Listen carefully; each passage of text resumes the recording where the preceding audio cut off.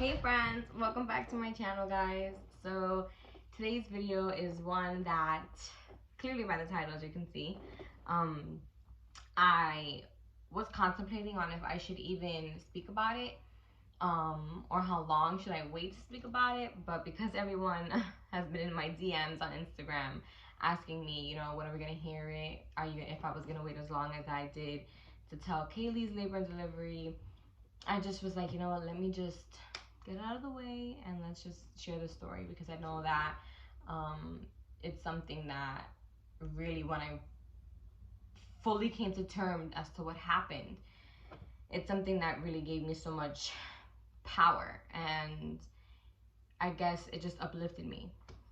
But anyway, my labor and delivery with Ariella. So I had an appointment to get induced on July 20th. That was on a Monday.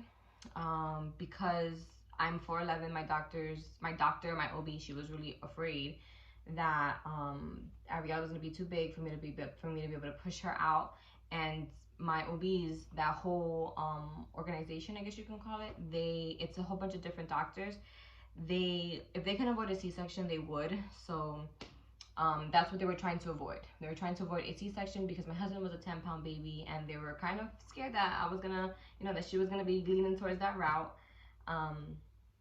So I got induced, and they induced me with Cervidil. And Cervidil, they made it seem like something that it's not. They told me, oh, it's like a tampon, and we just insert it. It's not a tampon. It looks nothing like a tampon. It's literally the thinnest. It's like paper. It's like a really thin cloth. It is long, but you don't feel it at all. It's like they just wrap it up and they just shove it up in there, and the purpose of it is to soften your cervix. So I was at 1 centimeter for about 3 weeks. I was not dilating, not anything. My cervix was not softening, nothing. She was low, but she wasn't going low enough to where, my water would break or anything. So Cervidil, the purpose of Cervidil is to do the things that your body's not doing. And because I gave birth the first time, my body already knew what it had to do. So I got the Cervidil put in like around 8:30, and I kid you not, an hour later, maybe at 10 o'clock, I want to say, I started getting contractions, and they were painful, but they weren't that bad. And I remember we called the nurse in to tell her, like, I'm starting to feel contractions, and she's like, all right, well, let me call the doctor, see if you dilated anything. He came in around like 11:30, and he checked me. He's like, nothing, you're not dilated at all. And I remember crying. I was crying so much. I was like, why isn't it working? It's not working. Oh my god, this isn't gonna work. Oh my goodness. And I was just crying my ass off, and everyone was like, you need to relax, it's not, it's only been an hour, just chill. You have to be here with this for 12 hours, because that's the time frame. You need to have the Cervidil in you for 12 hours, or at least until you dilate to 10. And I was just crying, and I remember she was like, it's okay, don't worry, you're gonna be fine, you're gonna be fine. So whatever, they left, and I'm just powering through these contractions like you have no idea. At one point, I couldn't even lay down anymore. I had to stand and just sway, or just stand and have my husband just put his hands on my back and just apply pressure, because it was just so bad. Like, it hurt, and I was dealing with those contractions without an epidural because I couldn't get one. So I'm there, and I'm just dealing with the pain. I remember at one point the nurse came in, and she's like, damn girl, that bad? I was like, yes, that bad. They hurt. They're no joke. So she's like, I can't give you an epidural, but I can give you, I forgot the name of the drug. She's like, I can give you this so that you can relax, and you can, your body won't be as tense, so that your body can do what it has to do, because if you're tense, you're not gonna dilate. I was like, that's perfectly fine. Give me whatever the hell you want to give me at this point, because I can't take the pain anymore. So it took her a while, but she came in, she gave me the drug, because that's what it was a drug. And when I tell you that drug was heaven on earth, it really was. I can't remember the name, I swear. I can't remember the name, but it was amazing. It knocked me, like, I think that that drug could knock out a horse. It knocked me out to the point where I was even like hallucinating. Like, I could have sworn that I was like saying things. I asked my husband, I was like, was I talking in my sleep? He's like, no, you weren't talking in your sleep. So everything was just going on internally. But I was knocked out. And I remember my OB came in. No, I remember waking up, paging the nurse, telling her I'm going to throw up. I think I was out for like maybe 3 hours. I don't remember, but I was out. So I was like, I'm going to throw up. And when she came in, she's like, what's wrong, honey? What's wrong? I was like, I'm going to, and then I just started throwing up all over the place. And I remember telling her, I'm so sorry. Horrible, horrible. But she's like, it's okay. Like, she was the most amazing nurse ever. I loved her. She was actually there covering for my original nurse. My original nurse was, I didn't like her at all. I just didn't like her. She made me more tense. And she was young. You could tell she didn't have any kids. And for someone that didn't have kids, that was working on the labor and delivery, I felt like she should have had, you know, a little more compassion. But whatever, it is what it is. Um, she just has a strong character like me, so maybe that's why I didn't like her. Like, whatever. But anyway, the nurse that was covering for her, for my original nurse, came in and she's like, it's okay, honey, don't worry, this is what I'm here for. And she's just cleaning up my vomit, and I'm like, oh my god, like, God bless you. I felt so bad for her, but she was amazing. Like, I really liked her. She's just there, she's helping me. And then my doctor, my OB, comes in, and she checks me. She's like, oh my gosh, like, you're already at 8 centimeters. And I'm like, wow, that was really fast, you know, in 3 hours. And that short amount of time, I jumped from being at 1 to being at 8. So that's when everything just started going so fast. And when that happened, I continued to throw up. And with every time I threw up, I dilated more and more and more. So I hit 10 centimeters in like maybe 20 minutes. After that, after she had checked me, and she told me, she was like, I remember she was like, so Eliana, we're gonna do this naturally, right? I was like, no, because I need an epidural. She's like, what? I was like, yep. And I think about thinking about it now, it's like, because of what I went through, I'm like, I can't believe, you know, I even was being so selfish, just been thinking about me. But I was like, no, I want an epidural because I don't want to feel the pain down there. I don't want to feel the tearing. I don't want to feel the ring of fire or whatever. I want the epidural. So the anesthesiologist came in, and before they put the epidural in, they always numb your back. So this is when everything just went downhill.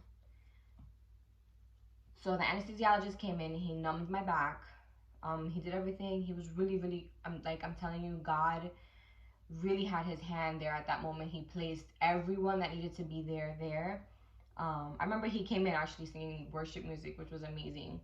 But he came in, he numbed my back, and the second, like, I tell you, I kid you not, the second that the needle came out, that I was numb, the baby's heart rate went down. And they were flipping me all kinds of ways, trying to get the baby's heart rate to come back up, and it just wouldn't come up. And I was told after the fact, you know, because I don't know what was going on. I was told, you know, once the baby's heart rate reaches 100 and it goes below 100, it's basically the baby's dead.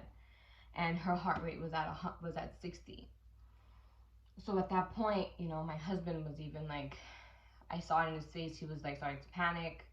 And, you know, he came over, he like wrapped his arms around my stomach, and he was like, Ariella, please, baby, like, come on, fight this, like, you're okay, like, come on, let's try to avoid a C-section, but nothing was working. So I remember just looking at my husband, because I felt like, you know, if he's anxious, I'm gonna get anxious, and I needed to stay calm. And I just looked at him and I was like, we need to just relax, everything's gonna be fine, just relax. And literally right when I said that, she's like, it's not about you anymore, it's about the baby. And they rushed me to the operating room. And while I'm there, they're prepping everything, they're doing everything. I was in there by myself. They were putting me to sleep. There was no time to put an epidural on my back. There was no time for anything. So before they put the mask on, I asked my doctor, am I going to wake up? And my doctor's face just dropped, and she's like, this is not the day that you're gonna die, Eliana. You need to wake up. And that was it. They put the mask on me and I was out. And after that, I have no idea what happened, because obviously I was asleep. But I remember waking up 3 times on 3 occasions after, when I was in the recovery, after my C-section. I remember waking up the first time to my husband telling me to wake up. He was rubbing my forehead. He was like, wake up, babe, wake up. The baby's here. She's beautiful. Wake up so you can see her. I opened my eyes. Everyone came around me, and then I looked, and then I fell back asleep. And then I woke up again to my OB rubbing my head. She was like, oh my goodness, Eliana, you really scared us. You really scared us. She just was just like, oh my goodness. Like, that's all she can say was, oh my goodness. And then she kissed me on my forehead, and then I fell back asleep. And then I woke up again to the baby crying, and I'm like, why is she crying? Like, that was it. And that was the time that I stayed up, and where I gained like full consciousness, and I was able to realize I was hooked up to a lot of stuff. I had like the heart monitor on me, or the EKG, I think that's what they call it. I had stuff monitoring my blood pressure, I had stuff monitoring my heart rate, I was getting blood, I was on so much stuff. But none of that fazed me. I just wanted to see my daughter and carry my daughter. So my husband brought her over to me. He took a picture, and he's like, okay, you're really weak, so let me get her back.